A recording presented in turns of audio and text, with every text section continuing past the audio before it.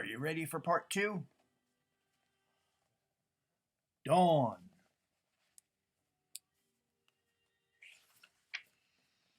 Ahead, Amaya could see strange dancing lights. As they got closer, she saw fireflies circling the most enchanting pond. See how pretty?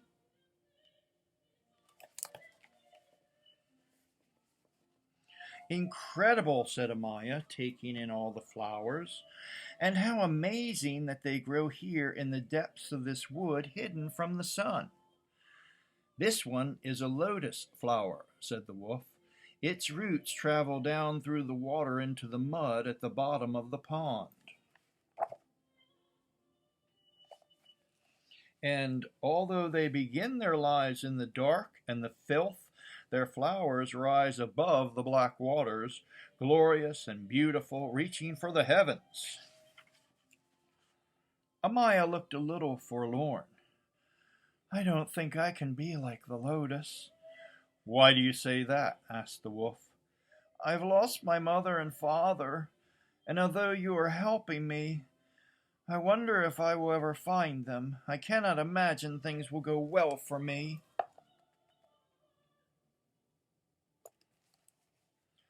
The reason the lotus blooms, said the wolf, is because it just keeps going.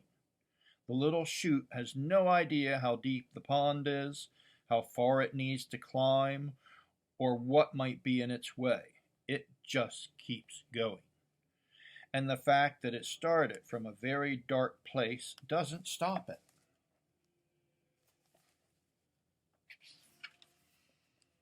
So, you really think there's a chance to find my parents? Asked Amaya. Not if we stop trying. But what if we're going in the wrong direction? Perhaps we are, but we are doing what we can based on what we think is best. If we learn something new, we can walk a new path. Until then, we should continue to follow the moon. And don't forget, your mother said, with all your heart. I think she knew what she was talking about. They journeyed on, the moon still just visible in the dawn sky. Before long, the forest gave way once more to the forgotten city.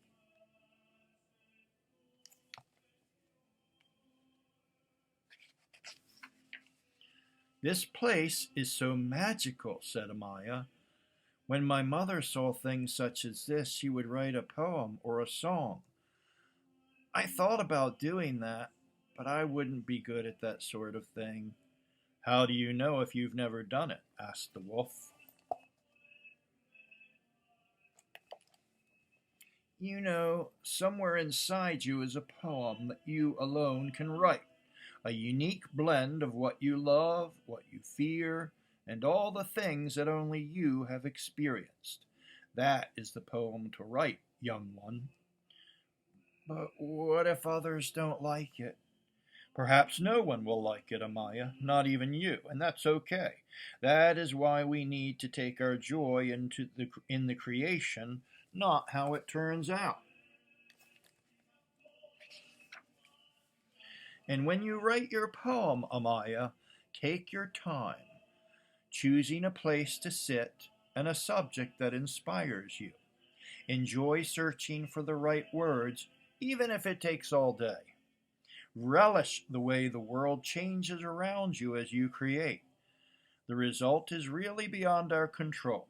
If we are only concerned about how it turns out and what others might think, we have lost that which makes creation joyous. The wolf's own words struck him hard, and he knew he was rediscovering something he had lost. Morning.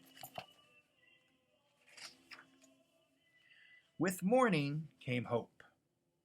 And as the sun broke across the mountains, Amaya's heart leapt. This house, she said. I remember it. I am sure we stayed here one night during a storm. Then we are on the right path, said the wolf. Let's hurry while we can still see the moon.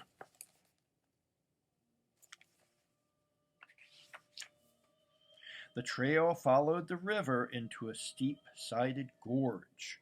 But as they rounded a bend in the path, Amaya's heart sank. A great waterfall blocked their path.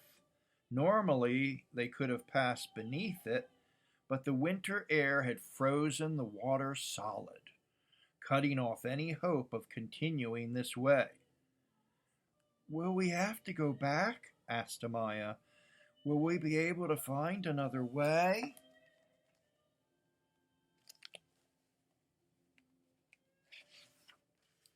"I have been watching you," said a voice somewhere above them.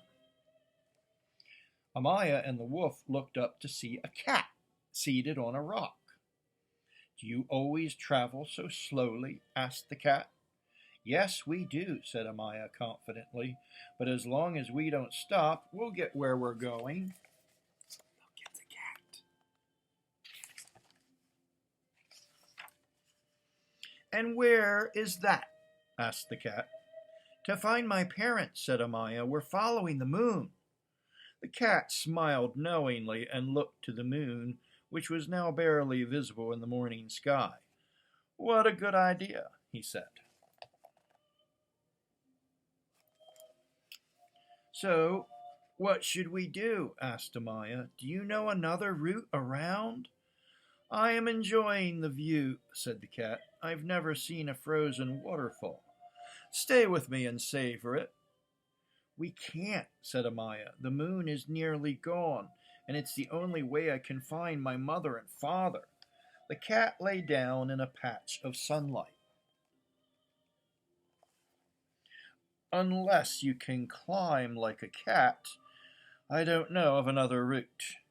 Come, sit and enjoy the world." Amaya looked at the wolf, who shrugged and settled down. "Surely we should do something," said Amaya. "Chip at the ice, perhaps?" "There are times," said the cat, "when we have done everything we can do. Then we must learn to step back and allow the universe to play out in all its unfathomable wonder." Amaya thought back to the wolf's words. "I will embrace it. I will devote myself fully to it, and I will welcome every trial that it brings." This was just a different kind of trial, one that required nothing of her but to allow things to be. She realized that sometimes doing nothing was harder than doing something. So she lay down to watch the sun rise over the gorge, and as it did, her mind began to quiet, and her worries faded.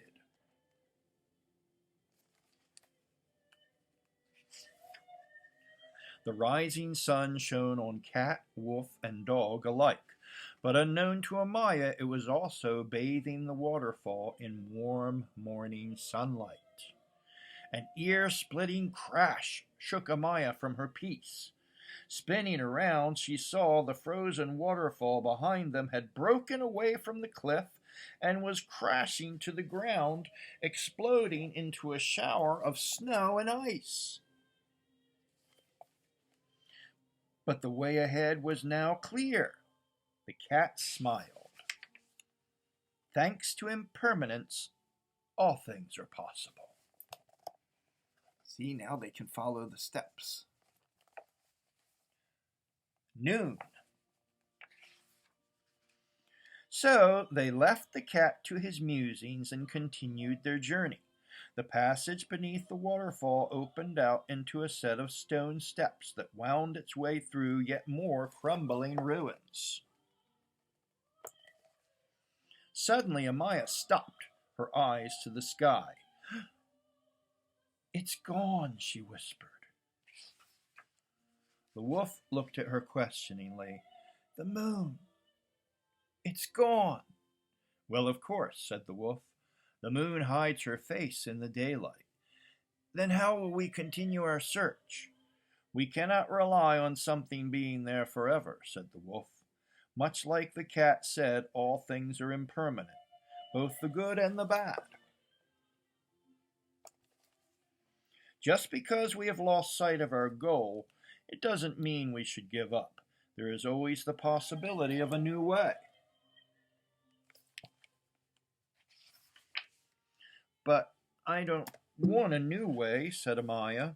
The moon has led us where we need to be. It can't leave us now. Amaya hung her head.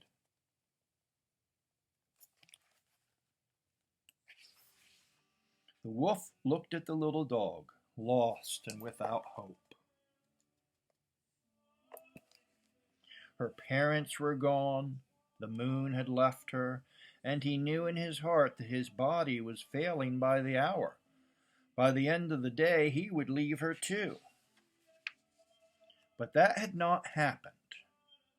That was still in the future. And right now, he wanted to use his last hours in the best way he could.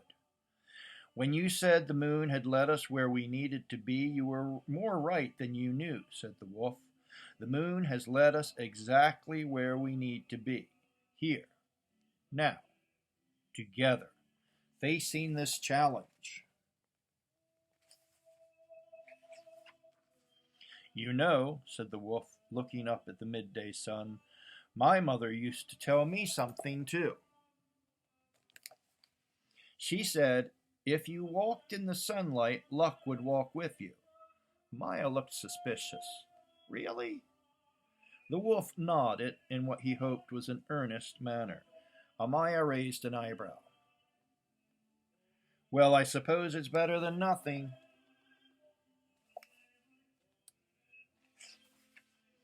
So she looked about her for where the sunlight fell strongest. This way? She asked. I would say so, said the wolf. They walked across a great bridge that led past ancient leaning towers. Amaya was careful to keep an eye on the shadows and follow the sunlight.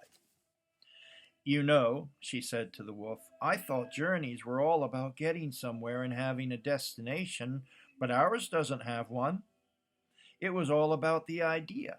But when the moon disappeared, I felt so empty. You still had a goal, Amaya, something you were working towards, and that's no bad thing. But most of our lives are spent doing the traveling, and the arrival is only a tiny part of that journey.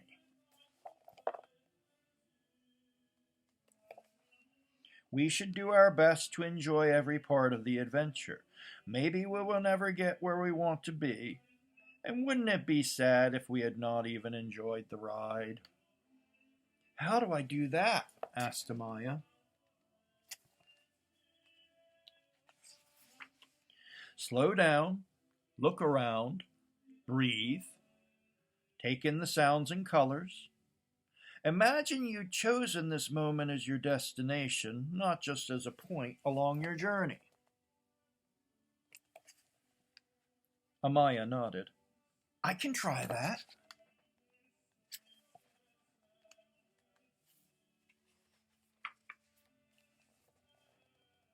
That's the pretty flower Amaya sees.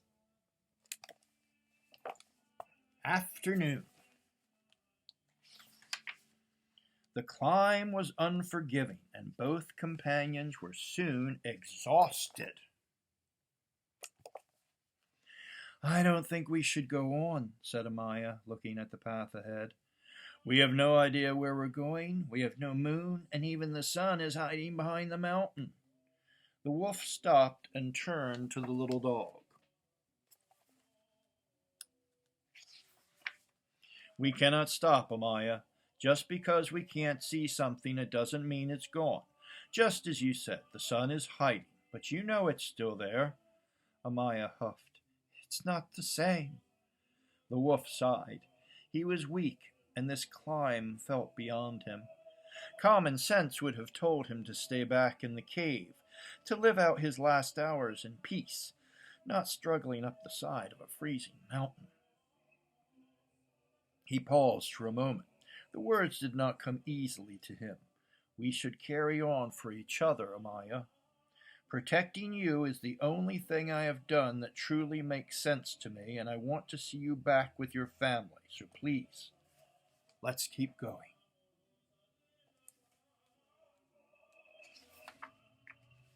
But I thought you were coming along for me, said Amaya. I was, said the wolf, but now I ask you to come along for me. The little dog thought back to what the wolf had said back outside the cave. She then stood up and shook the snow from her fur and started walking. Come on then, Mr. Wolf. You never know when the clouds will come, and we'll wish we had taken the chance while it was there.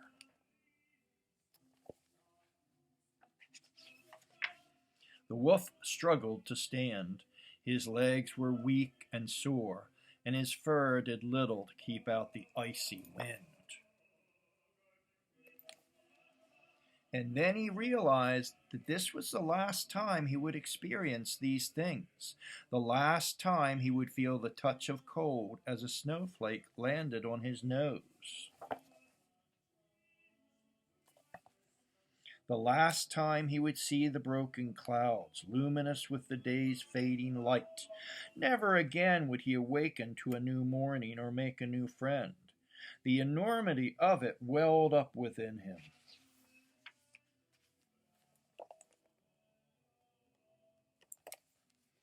So, what was there to do but intently live every second and embrace the path that was laid out before him? The stark realization made him intensely aware of the world around him, and he wished for a moment that he had always had the capacity to witness such beauty. Doing his best to ignore the pain, he called up to Amaya. Do you see that? Asked the wolf, looking up. Amaya followed his gaze, and there, high above them, faint but unmistakable, was the moon.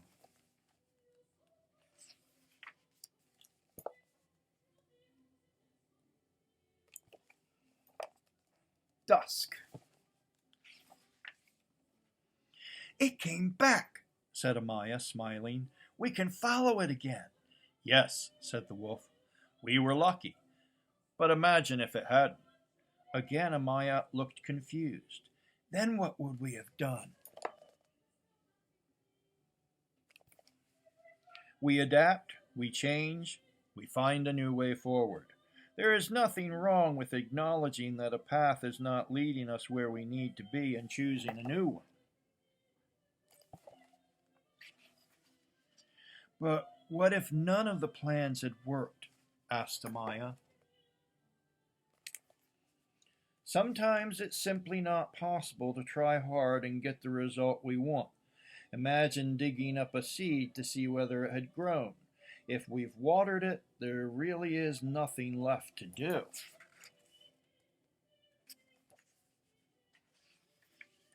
No matter how hard we try, we cannot make the moon appear. The wolf was tired and struggled to hold his thoughts together. He settled down into the snow for the last time.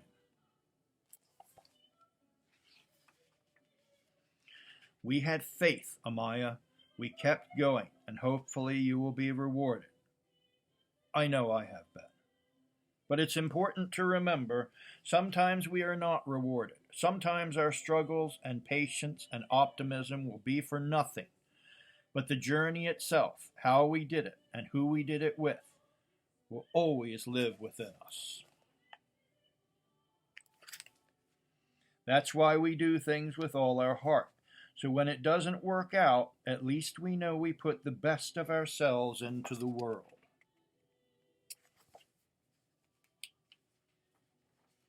The wolf watched Amaya.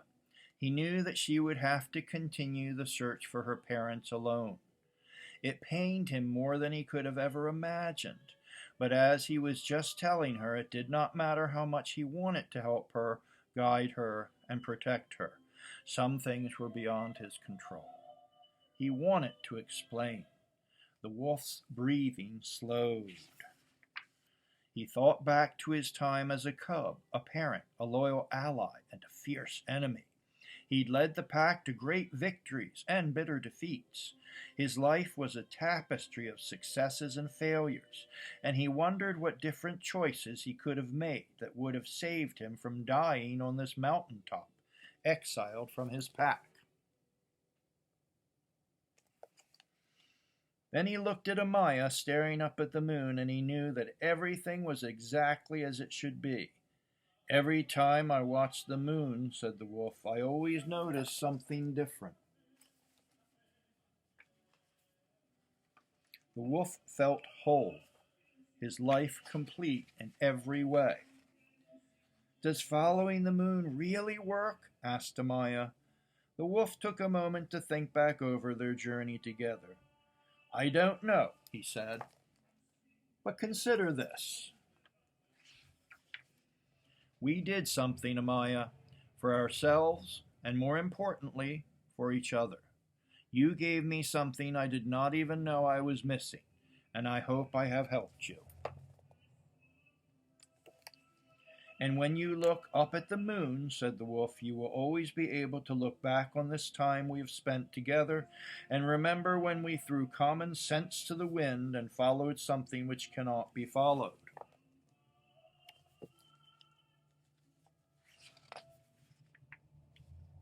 You will remember all the things we spoke of, the discoveries, the successes, the feelings of loss and disappointment.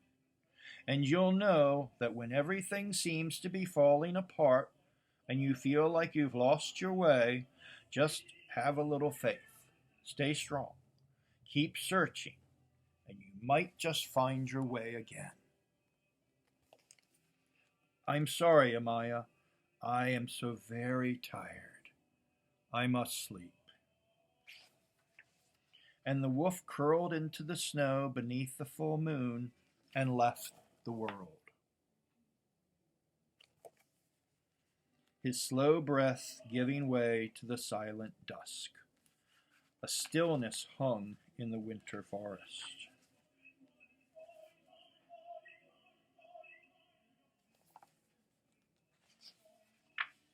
Amaya felt a change in the air.